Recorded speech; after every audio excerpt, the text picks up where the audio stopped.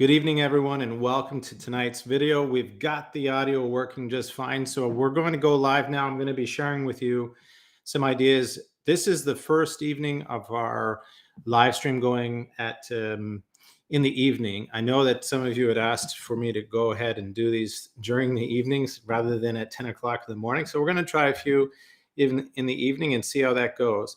If you have any questions, put your comments below. If you can't hear the live stream, please let me know in the chat just by putting your comments in the stream, and I'll be able to check to make sure that I can hear you just fine. We're going to be talking about successful investing when you're in your 50s. So this idea is that, in your 50s, this is when you typically are earning your the highest dollar amount. In the book Think and Grow Rich by Napoleon Hill, he wrote that a person really doesn't achieve their maximum earning potential until age 50. So I think it's a valid thing to say today that we're going to talk about how to invest when you're in your 50s. This is actually going to be a really great video. I think we're only going to be here together for about 30 minutes. So I'm looking forward to your feedback, your comments. If you're new to this channel, please hit the subscribe button so you will be able to see all the other videos that we're doing on financial planning, retirement, tax, estate planning.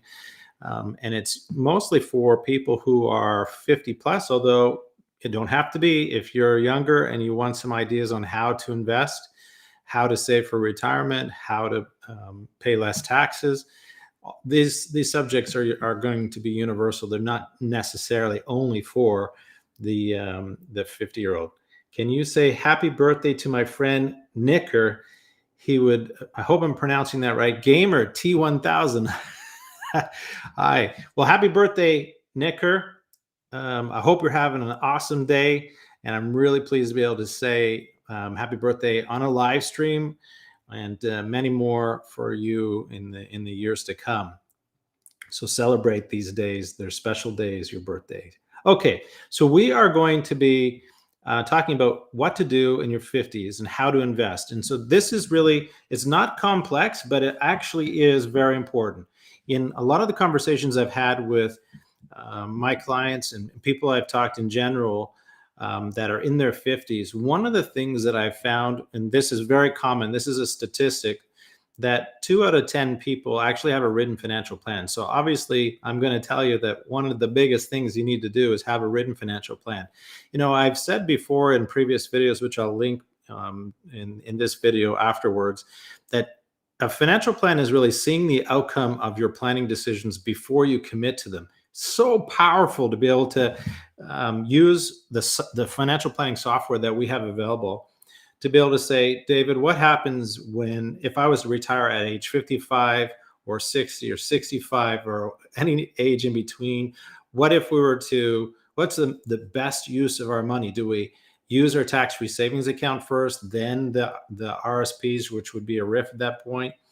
Do we do an RSP meltdown because we're afraid we're going to be having a clawback on CPP? What is the impact of us downsizing? Purchasing a small condo and investing the rest into our portfolio, how does that impact our retirement lifestyle and the longevity of having our money? A financial plan isn't just about time value of money. It's really about adding up all the different scenarios and how they might affect your retirement long before you retire. And then you also update this financial plan every year to make sure you're maximizing the best use of your money, paying the least amount of taxes, and then thinking about how you actually go forward to leave some money behind for your children, grandchildren, charities. That's really the benefit of a financial plan. Now, the financial plan that I do with all my clients, and all my clients get financial plans, it's a huge document, right? And it's unlikely that you're going to go ahead and actually read a 20 or 40 page document. But nonetheless, what I do is I summarize that into a one pager. So that one pager looks like this. Have a look at this here. Now, hey, Shane, Fantastic. Thanks for joining the live stream. Shane is actually, he is, I'm going to show this so everybody can see. Shane is joining us from Mexico. You lucky guy. How did you get there? That is awesome. I'm just going to, so everybody can see that. Shane is joining us from Mexico. Shane, hope you're having a great time in Mexico and chilling back, having a nice brewski on the beach and enjoying yourself and getting a little bit of financial literacy at the same time. So thumbs up, well done on that. Share this with all your friends. I'm sure they're going to get a kick out of seeing you in the live stream. Now, one of the things that this financial plan does, have a look at this here. This is what's called a financial dashboard. So you think of your financial plan as being this huge document, and it's got all these wonderful things, but it's just too big. It's sometimes very overwhelming. So what I do is I boil that down into a one-page document. That one-page document, now this is telling you a number of things, like how much your portfolio is growing by at the top right-hand corner, how much money I've made for you since I've started working with you. In the middle of the screen, it talks about the total assets that you have and how much are those assets worth in terms of your net worth. So you can understand, are you more house rich or are you more portfolio rich? And so that's really important for you to see. So some of these things, and then the bottom left-hand corner talks about your retirement assets. How am I growing those over time? So what is the income? This is the most important. What is the income that your current assets are going to provide for you at retirement? And that's the one part we want to focus on to make sure that you're growing that asset so you'll have enough money to retire and last throughout your retirement. These are just some of the things that we go over during reviews and creating a financial plan. But again, this is a snapshot of some of the high points of a financial plan. The real value in the financial plan and how that works is addressing the questions that you have leading up to retirement. Some of those questions might be, can I retire early? What happens if I take my CPP early? What would be the result of me retiring early, and how would my CPP be affected by that? Where do we plan to live? Is there any cost savings of moving out of province, and how would that affect our retirement? What do you plan to do in retirement? What activities do you plan to do? Not just simply, are you going to be golfing and gardening, but are you actually going to be involved in the community? Are you going to coach some sports? Are you going to mentor anybody? Are you going to start a business? Are you going to travel? All these things that you want to know are going to be in the financial plan. So one of the scenarios that I did with a recent client, that was, we showed exactly what happens. So like a timeline of what would happen to his assets at age 65, selling the house, downsizing, putting some of that money buying into like a condo or a smaller house, and then investing the difference into his portfolio. What kind of impact did that have on his portfolio or their portfolio? Did they have a clawback on CPP? How much more income could we drive out of the portfolio in a tax efficient manner so that they would be able to enjoy their money in a much greater way? That is the real true value of a financial plan, of having all these illustrations, all these different variations so that you can go into it. So what are we really talking about? The retirement timeline. So think about that. 55, if you're in your 50s now, for a lot of people who might be in a pension plan, 55 is the earliest, usually the earliest age of a pension plan. See if the CPP age, the earliest is age 60 to get your CPP, but it's at a reduced amount. The maximum 100% CPP, not the maximum, but 100% CPP is at age 65, along with your old age security. And then the latest age to take your CPP is age 70. And of course, if you do that and delay it, you get a benefit, an increase to your CPP. The RIF, this is your RSP, turning into a RIF, is at age 71. And the average death in Canada is about age 86. So this is the retirement zone. You'll notice those green bars on the left, 5 years before age 65, 5 years after 65. Most important time of your pre-retirement and retirement. The reason for that is you are trying to accumulate as much money in the 5 years or certainly 10 years before you retire. In your 50s, your maximum earning potential, you've hopefully paid down the most of your debt. Your kids may be out of university, And so you're really just pouring money into your investment accounts. This is really probably your single biggest agenda item for your money is grow those retirement accounts.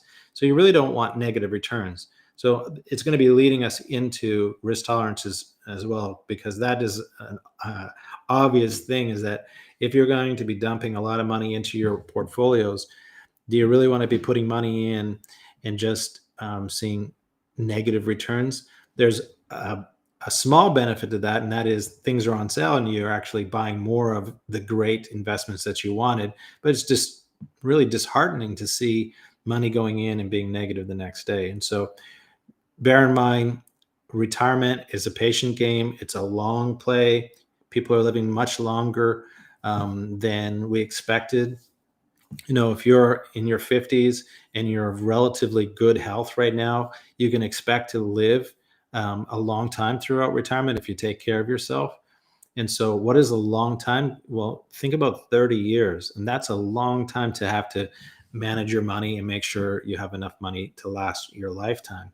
So, financial plan is really important, and making sure negative returns the 5 years prior to your retirement, and then the first 5 years of retirement, you don't want any significant losses. So, that's really important, that you want to pay attention to risk tolerance, and I'll get into that in a minute.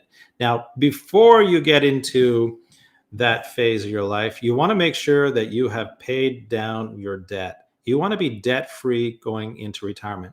The reason for that is, like, debt can be a good thing.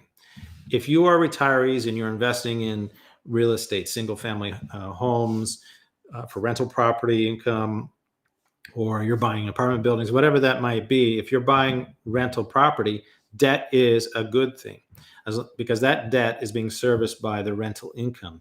But you taking on debt, so for instance, or not paying down your mortgage debt prior to retirement, you're not making any more money. And so, other than in your retirement accounts. And that is a drag against how much money you'll be able to use in retirement. So you want to make sure that you are debt free. When I say debt free, I'm not talking about your credit cards, although if you've got $100,000 worth of credit card debt, that would be a bad thing. But we're talking about a mortgage, principally a mortgage, any outstanding big debts, like maybe on a cottage, you're still paying off a cottage that you purchased a number of years ago. All those things you want to have paid off. Now, the next part you want to focus in on is maximizing all of your retirement accounts. When you talk with your financial advisor, and hey, if you don't have one, I'll put up my hand and give me a call, send me an email, and let's have a quick discovery call. In fact, in the description that you'll see after all this is done, I'll be editing the video to put some descriptions in there. There'll be a link to my online calendar where you can book a short 15-minute discovery call to see if there's something there that I can help you with. But essentially what you want to make sure is you're maximizing your retirement accounts. This is your RSP, your tax-free savings account. Those are the two accounts that you want to make sure that you filled up all your unused contribution room. Of course, if you have to take some of the equity out of your home, and I'm a big proponent right now, actually for a while, as real estate has been continuing to march forward, every time you have a renewal on your mortgage, to pull some of that equity out and fill up those retirement accounts to make sure they're completely full. 5 years before retirement, you want to get all that unused contribution room in there so that it's enough time to be growing, to be useful for you in retirement. So make sure RSPs are complete, unused contribution room is full, and your tax-free savings accounts are full. Also, if you're working for an employer that offers you a matching program in their group retirement, make sure before you give money to an advisor or to the bank, wherever, that you're actually using the matching program first. Get that free money from your employer and put it into your group plan first. Then you go outside of that and establish any other deposits in your RSP accounts. Cancun, Shane, you lucky bugger. I can't believe that. Beautiful area, by the way. Cancun is awesome. Okay. Now, what if you're behind a little bit? What if you don't have enough money right now? Here's this interesting graphic that tells you if your household income is greater than $100,000. Just have a look at this illustration. So if you were to say, if you were 50 years of age and you had $100,000 of income, you would need to save 50% of your money in order to have enough money. This is if you didn't have any money saved right now, right? So if you're just starting today. So do you know how hard it is for someone who is 50 years of age to save 50% of their income? That is almost impossible. And that's why it really helps. If anybody that is younger than 50, if you're 30 and you're watching this, that's why it's so important to get started right away. Do you know that if you're 30 years old today and you were to put $500 a month away for the rest of your life, never increasing, despite getting increases in your pay, all you kept doing was putting $500 away at a 7% rate of return. By the time you're 65, you'd have almost $1 million portfolio. Now, you'd say, wow, that's pretty amazing, $500,000. But one of the things you have to consider, and this is actually going to be in another video, is if you're 30 and 35 years from now, you have $1 million, that's $1 million of money that is not going to be really a million, because inflation is going to claw back at that. So it's actually going to be much less than that. You can expect that if you had $1 million invested today, as it relates to inflation, you might have $300,000 30 years from now. So bear in mind, you have to keep in mind what inflation does to a portfolio. But this is a really good illustration. It just helps people to understand exactly how much money they need to put as a percentage of their income if you were just starting out today. Now, it's not impossible. If you're in your 50s and you don't have a lot of money saved today, you're not alone. The average 50-year-old has about $150,000 of RSP portfolio today. And I know you might find that surprising, but it's true.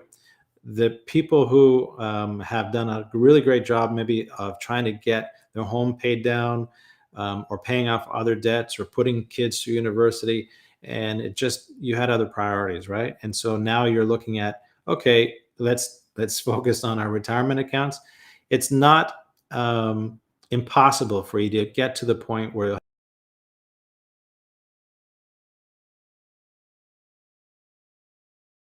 it's about saving. And I would say that you are talking with someone and getting proper advice. That kind of leads me close to what I'm going to be talking about in a couple of more slides. But here is the next step. Okay, so you're investing. You've got a plan that says you have to put so much away per month, per year into an investment account. Which one? An RSP, a tax-free savings account? Are you a business owner? Is it a corporate investment? Your financial plan describes very accurately what and how much and where that money should go. But really, this is a slide just to tell you about the benefits of diversification. That green line that sort of nosedives, this is $1 million portfolio. We're withdrawing 4% of your money per year. This kind of goes to that 4% rule, which I'm not a big fan of, but it's an interesting conversation piece. You can see that the money doesn't last very long, right? And of course, if you are to have a more diversification, so that means instead of just cash, having a blend of fixed income, meaning bonds, and equity, meaning stocks, and those stocks could be in a mutual fund or a segregated fund, but having that, you see 40-60 split, that's really a balanced portfolio. That balanced portfolio lasts 30 years. But if you really want to get specific and you look at a balanced portfolio where you're really picking apart the equity position and the bond position and being really strategic about what kind of bonds, the geography. So are they in North America? Are they in Europe? Are they in Asia? What kind of equities? Are they only Canadian? Are they US? You can get right into, is it more technology? Is it more financials? These are really important considerations when you're doing some investing, to figure out exactly what kind of investments to hold in your portfolio to make sure they last your lifetime. If you're loving this information, I'm not done yet, but if you're loving this information, give me a thumbs up and like the video, because I sure am interested to hear what you have to say. And of course, as you know, depending on where you might be viewing this, whether you're on YouTube right now watching it or on Facebook or on LinkedIn, the algorithm loves it when you hit that like button and share button and comment. So please let me know what you think. How is the content so far? Okay, the next thing I want to bring to your attention is this is just actually this is statistics. The average investor gets about almost 3% rate of return. Now, none of my clients are average. I got to tell you that. But why is this way? And that is, you notice the title, Avoid Emotional Decisions. Because a lot of people, when they're investing, and if they're doing it themselves, they see the markets being crazy and you say, that's it, I'm going to cash, I'm selling everything, I'm just going to get out of the way, I can't handle this, I can't stomach it. And I don't blame them. It's a very difficult thing to go through, to watch people, especially in my profession, to watch people get nervous about the markets. And that's why we talk with our clients when markets are fluctuating. But generally, when you're managing your own money and you see that, you might get worried, and so you sell. And then when you try to buy back in again and reinvest your money, you might be doing that at a higher level than what you sold, and then you lose twice. And that's why the average investor gets about 3% rate of return. If this slide back here where we talked about the balance, that middle portion and the top, that middle portion where it says balance 40-60, and then the other one which talks about a more defined balanced portfolio, that is really representing, on this slide, you see this blue area where it says 40-60 and 60-40.